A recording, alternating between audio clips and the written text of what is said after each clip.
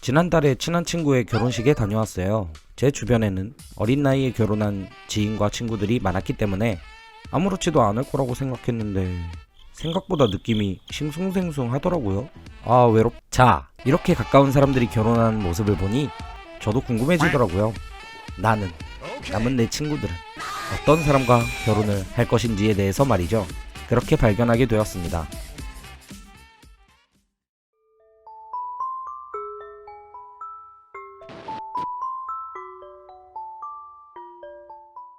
준비물은 매우 간단합니다. 세면대 혹은 세숫대야, 가득 담아둘 물, 칼, 이렇게 세 가지입니다.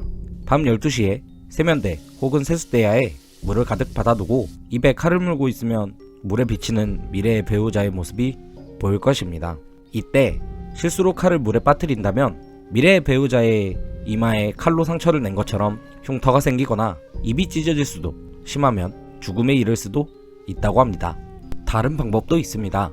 젊은 여성이 어두운 집에서 촛불과 손거울을 들고 계단을 뒤로 향해서 거꾸로 올라가면 미래의 배우자가 보인다는 것인데요.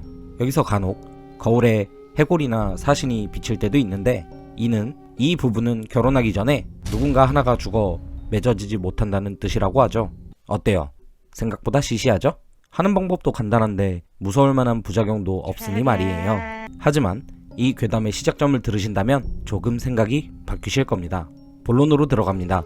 이 시시한 괴담의 원조 블러디 메리.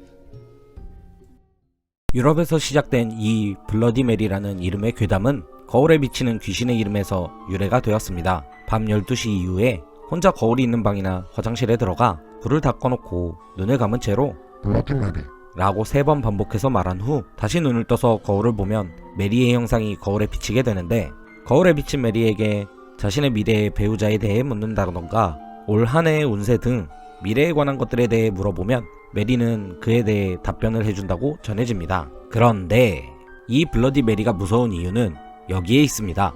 메리가 간혹 칼이나 가위, 도끼 같은 흉기를 들고 등장할 때가 있다는 것인데요. 들고 등장만 해도 사실 시전하는 입장에서는 소름 끼칠 텐데 그 공간에서 빠르게 도망치지 않는다면 시전자가 그 흉기로 인하여 아주 잔인하고 끔찍하게 살해당하기 때문입니다.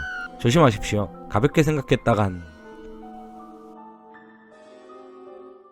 오늘은 미래의 배우자를 알 수 있는 방법에 대한 괴담을 이야기해보았습니다. 애니메이션이나 만화 등 여러 미디어를 통해 가볍게 소개되었지만 사실은 이 괴담의 원조격인 블러디 메리를 통해 아주 끔찍한 부분이 숨어 있다는 것을 알 수 있었습니다.